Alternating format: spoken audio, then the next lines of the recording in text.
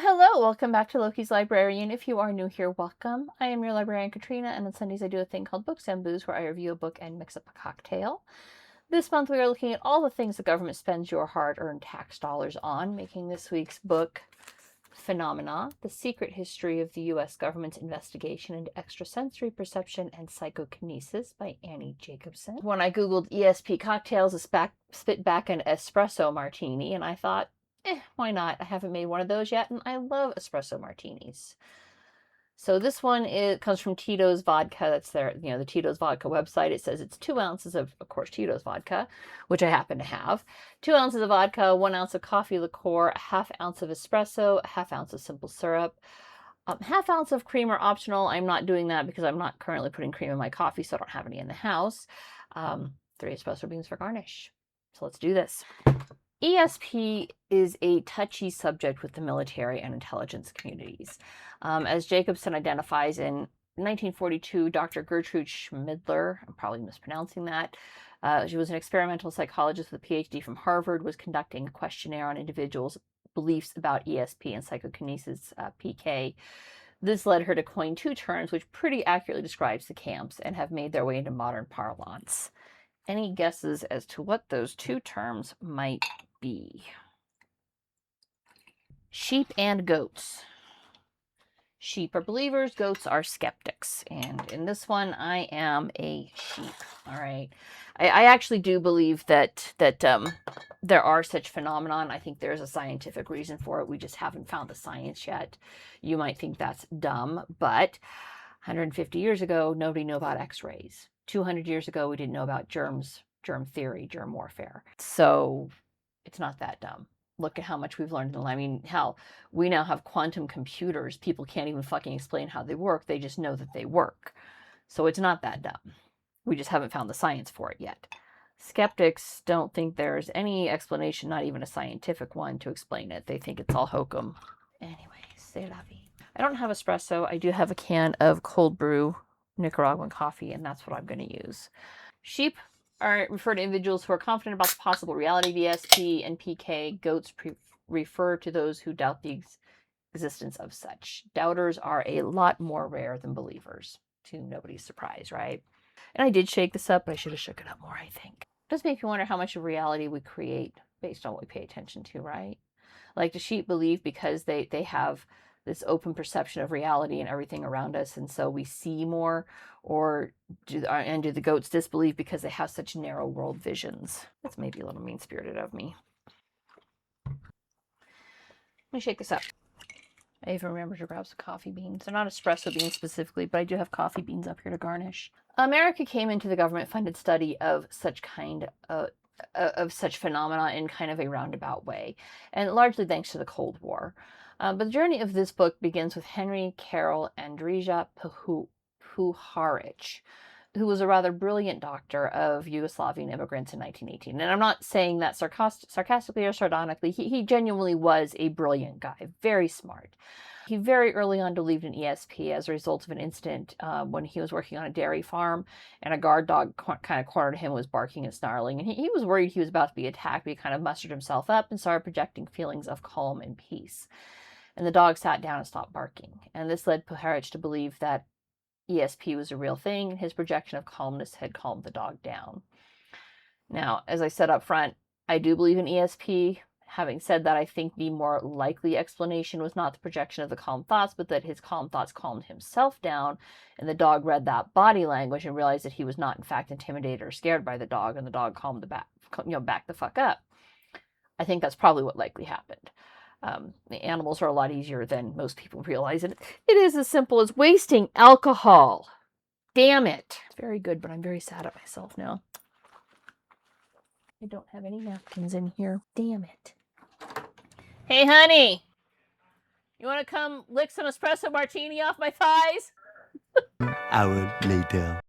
Now, Puharich did find military work stifling, and eventually he retires out of his reserve contract and reconnects with his wealthy benefactors, where he was less than savory in some of his experiments. Like, he kind of followed the Sidney Gottlieb example and just started slipping drugs to his test subjects' drinks to see if that had any impact on their abilities.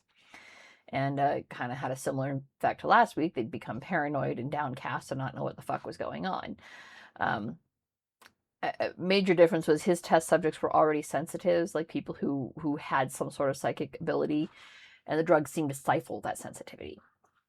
So I know those that follow the Timothy Leary mindset of, tune in, turn on, drop out, were of the opinion that LSD and other psychedelics are consciousness expanding, and that may be true for some, but for people who are already ESP or PK sensitive, seem to have the complete opposite effect. It would turn off whatever mechanism had worked for them. So that's important information. Like if you are already psychic, drugs will probably not help you any, unless you want to turn them off. Like maybe if you're hearing too many wavelengths, maybe you need to shut that down. Maybe that's the way to go. I am not advocating this. I am reporting that in the book it seemed to stifle some people. Make your own decisions. Don't be a sheeple. Be a sheep, not a sheeple. The government continued to quietly test the possibilities of ESP through various contracts with outside companies like the Stanford Research Institute, when they found out that Russia allegedly had a psychic who could stop a beating heart with her mind. And here's where we circle back to the Cold War, ramped this up. It was tested on frogs, right? She could get a frog's heart to stop and then start beating again using only her mind. Her name was Nina Kulagina, and this sent the American military and intelligence apparatuses into an absolute frenzy of what the hell do we do about this? I mean, you can buy body armor to deflect a bullet, but you can't exactly stop a death ray being like a mental death ray, right? So they weren't sure what to do with that. So the CIA initially took the lead, although this was not part of MK Ultra. The only part MK Ultra played in the testing of ESP and PK was their subproject 58, which was, quote, for supporting an expedition for the purpose of studying and collecting hallucinogenic mushrooms, Gordon Wasson, end quote. That is from last week's book, Project Mind Control. Yes, I got the end right. This one right here, right? That list of sub-projects at the end is really handy to have on tap while you're researching what else the government has wasted your money on. The CIA became fascinated with Uri Geller, who was an Israeli. Wikipedia calls him an illusionist. Whatever he does, he's damn good at it. He got his start doing map dowsing, initially assisting General Moshe Dayan locate religious relics buried in Israel. He'd have a map laid out, and then he'd work his dowsing sticks and pinpoint where relics were buried quite effectively, because he was like kept on staff for this purpose. He's so apt at map dowsing that later in life he worked for various oil companies as a consultant. This is in the book. He's cited as working as a map dowser for oil companies, getting paid $1 million a pop to identify where they should be digging for oil. And I'm guessing successfully, because he did it for several oil companies and none of them ever sued him for fraud. You got to believe at least one of them would have if nothing had worked. Oil companies talk to each other. All right, the high executives do, and yeah, if he were a fraud, I don't think he'd have been making that kind of money. And dowsing has been around forever. It is an interesting art form, and I call it an art because there really is no science to it. It is billed as a pseudoscience. Very much, you either believe or you don't believe. It's how people used to, and in some areas still do, find where to dig a well for water or for oil or religious artifacts, whatever. It was actually used in Vietnam. True story, again, covered in the book. Some troops in Vietnam would use dowsing to locate tunnels where the Viet Cong were hiding. Again, I think there is a science we haven't discovered yet that explains this. Puharich believed that it was extremely low frequency waves, or ELF. Most people who successfully douse, maybe they're more sensitive to perceiving ELF, and that's how they pick it up. Maybe that's how remote viewing works. Maybe they're picking up the ELF. We don't know. That information has not been released, either declassified or from Puharich's files. We don't know. We do know dowsing was used in Vietnam, and as Louis Metacia, and I'm probably mispronouncing his name, and I apologize for that, sir. He was interviewed for this book. He was a dowser in Vietnam. And he reported, quote, dowsing is human intelligence. No one knows why it works, only that it works in all kinds of situations, but not all the time, which is fair. Back to Geller. The CIA wanted to work with him. And the timing was right, as General Dayan had received a petition asking him to give up his, quote, questionably legal hobby, end quote. And Geller had recently been approached by Puharich for further discourse on study. Geller was doing amazing things. Like the spoon bending thing is probably his most famous trick, and I can still remember seeing videos of it, when I was a kid, of bending the spoon with his mind and being like, whoa, right? his arch nemesis, James Randi, was like, no, he's not a psychic, he's a magician. This is all sleight of hand, and here's how he's doing it. And he tried very hard to disprove it, but Geller's charismatic. I don't know if it was illusion. I don't know if it was an illusion or not, but whatever he did, he's good at it. Stopping watches, starting watches, making the temperature on one thermometer rise higher than on another. These are all tricks he was known to do. So Puharich made the original approach and was trying to get back over the CIA as his own wealthy patrons died off and their heirs were like, we're not really interested in funding this anymore, so you can fuck right off, sir.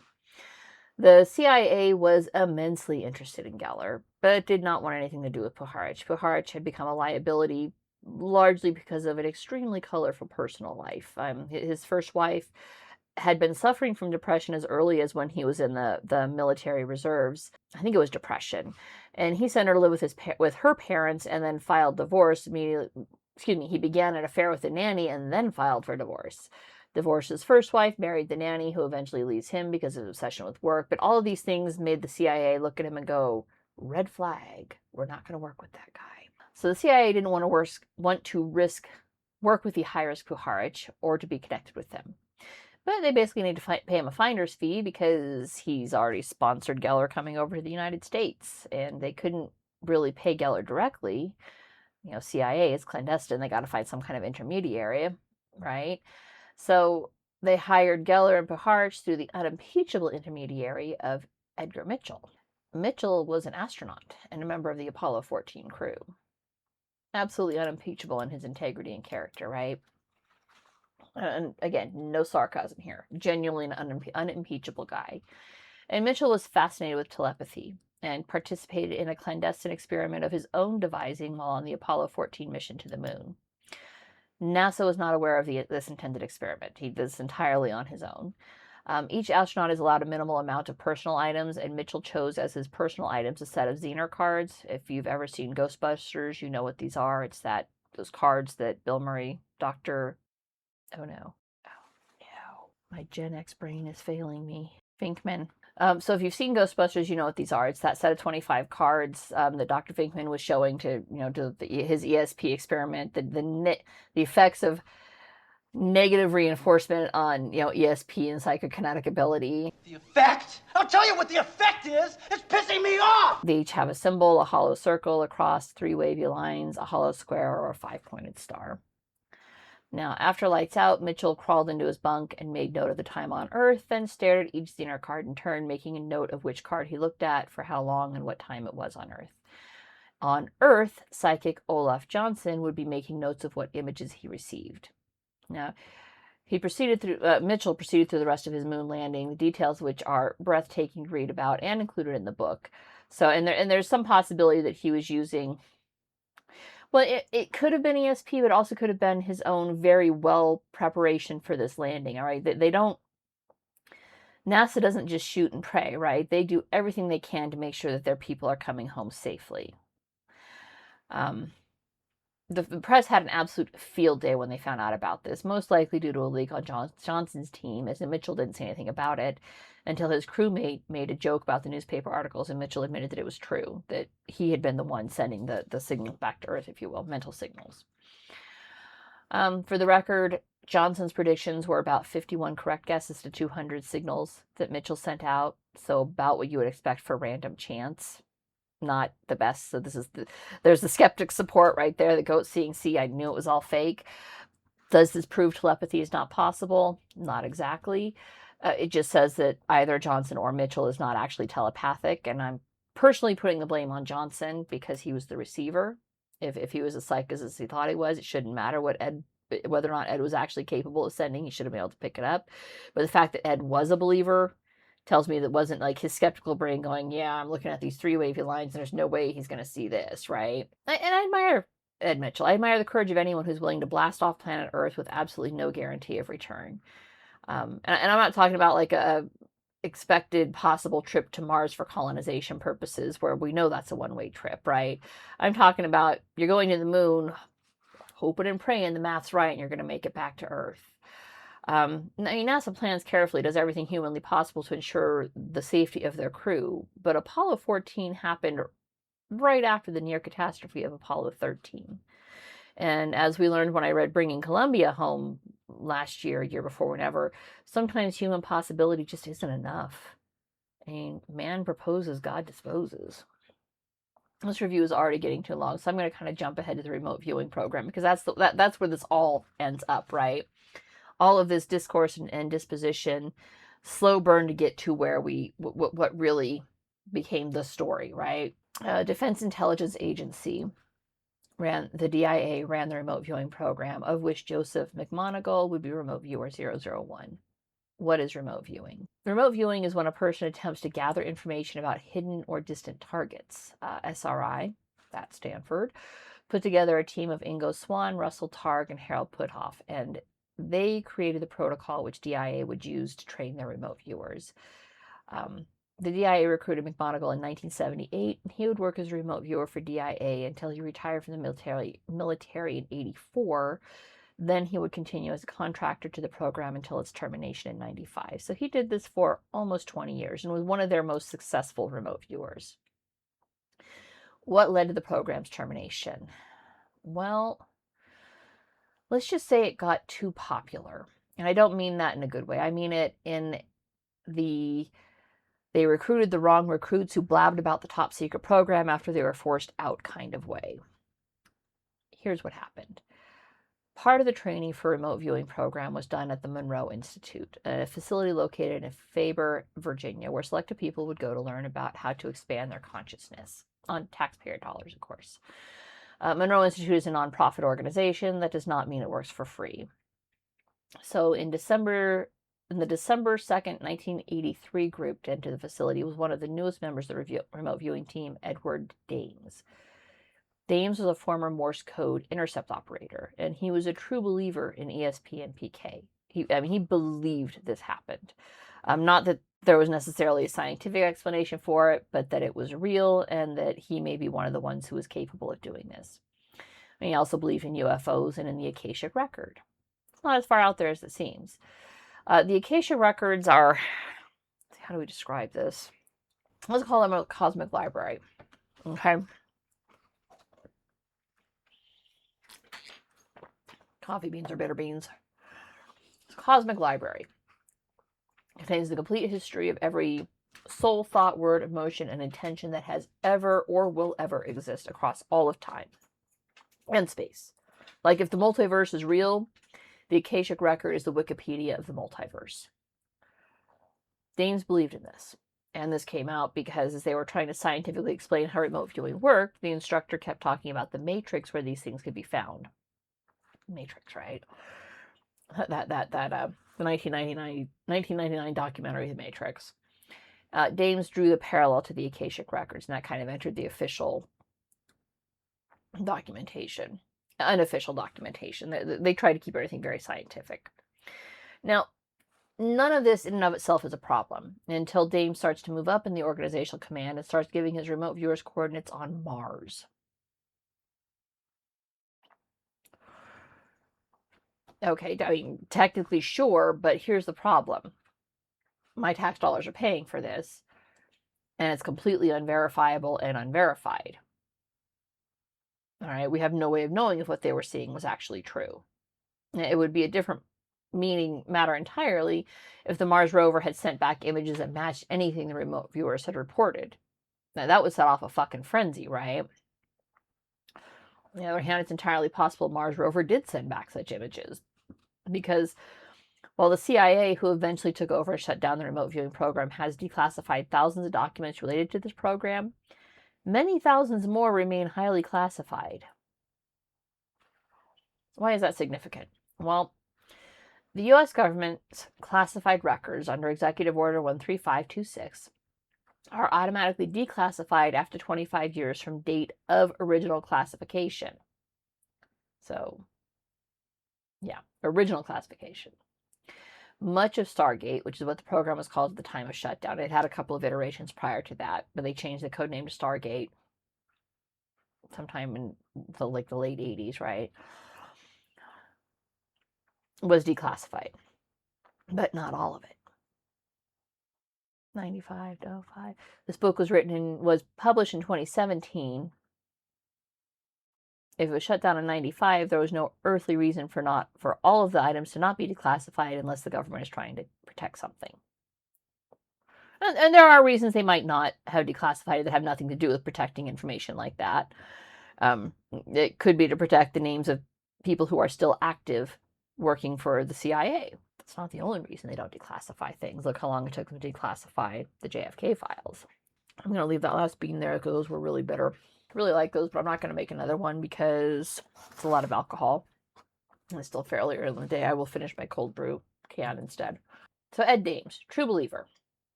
He was actually just like a breath away from becoming the guy in charge of the whole remote viewing program. And when the higher-ups got kind of fed up with his unverifiable Martian scouting, and he was removed from the program entirely.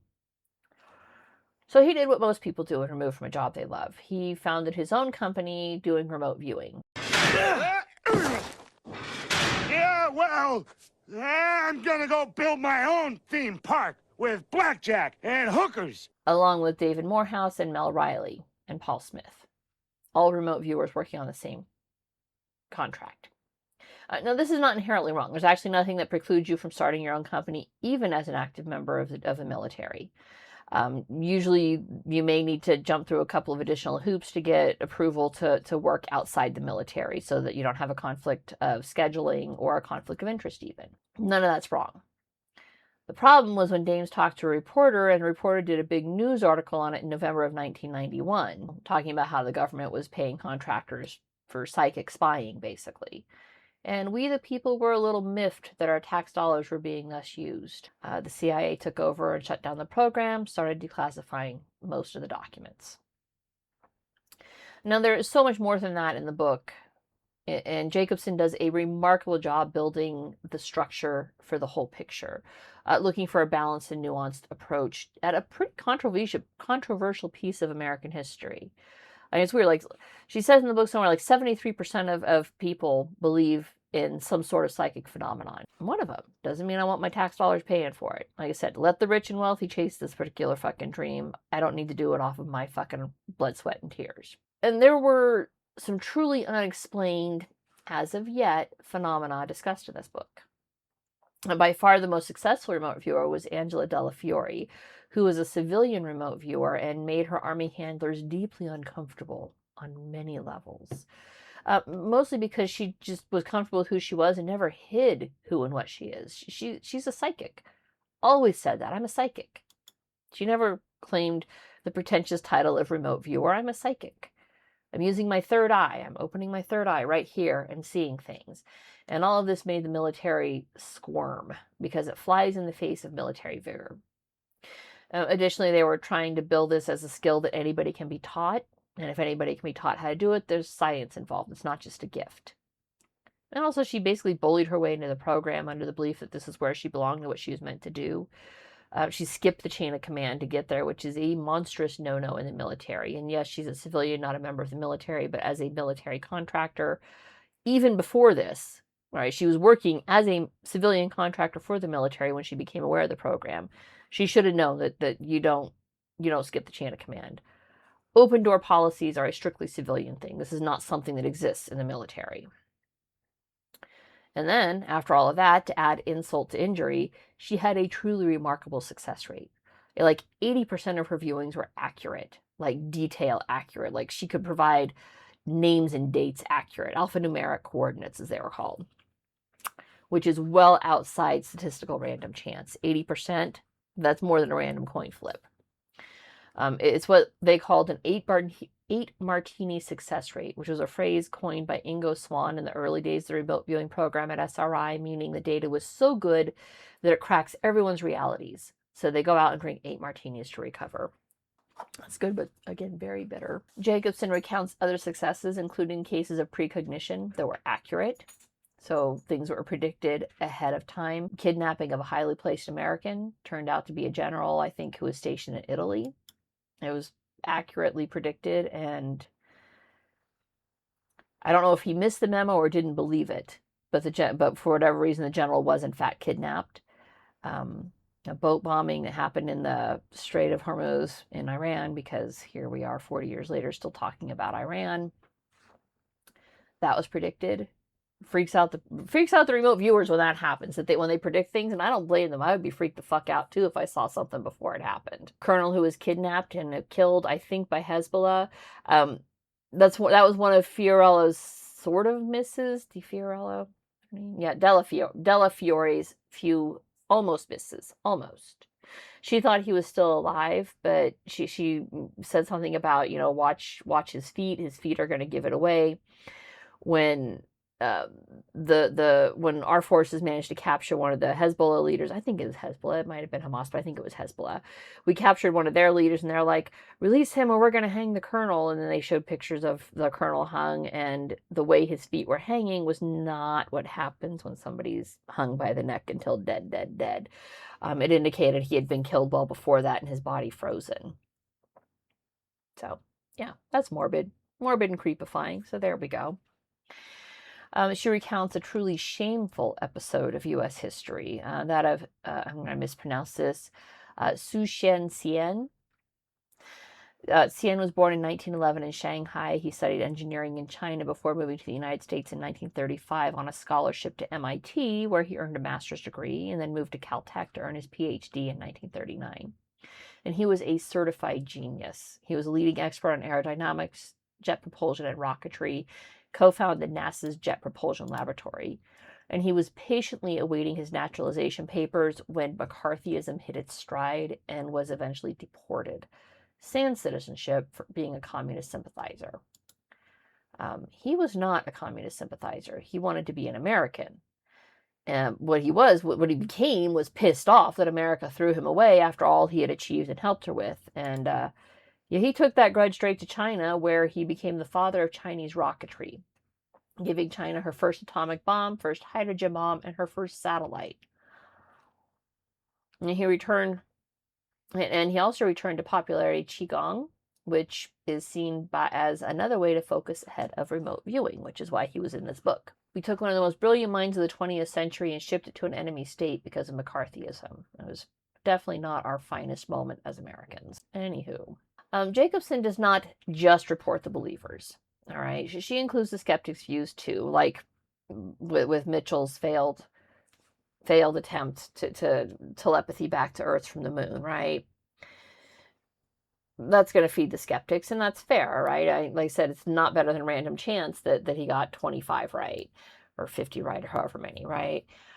She includes James Randi, who was personally offended by Uri Geller's success, like personally offended by Geller's success, driven to create elaborate hoaxes to try and prove Geller was a fraud. She actually quite skillfully intertwines the 2 points. I just focused on who did what. I just focused on who did what with the believers because I'm a believer. But if you're not, don't worry. There is plenty of information here to back up the skeptical goat's beliefs too. The battle between the sheep and goats continues. Like I said, I am a sheep. I do believe, but my belief is more of the middle of the road, where I think we just haven't discovered the science yet that explains it all. Woe betide the day we do, though, man, because if we figure out what it is and open that floodgate to where everybody can suddenly read everybody's mind and send mental death thoughts at people, it's going to be fucking chaos out there, man.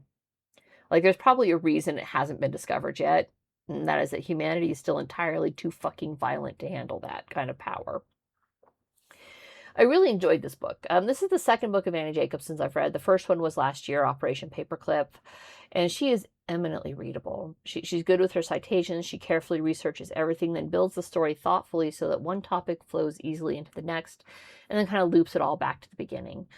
The U.S. government used taxpayer dollars to fund research into ESP for more than 50 years, and they're actually still doing it on some level.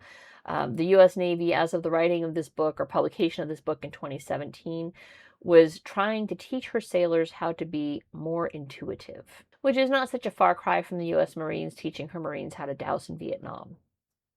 And we did that too. The VA uses meditation therapy to assist with PTSD, along with psychotropic therapies. I know they're using MDMA and ketamine to help with PTSD therapy. I have no objection to this because our vets deserve the very best, and if it helps them, it helps them. Skeptics say this does nothing, to which I say, if it helps, it's not nothing. And the numbers highly support the usefulness of meditation and overall health. So go sheep. And that's it for this week. If you liked what you saw, don't forget to subscribe, and I will see you all next Sunday. Bye.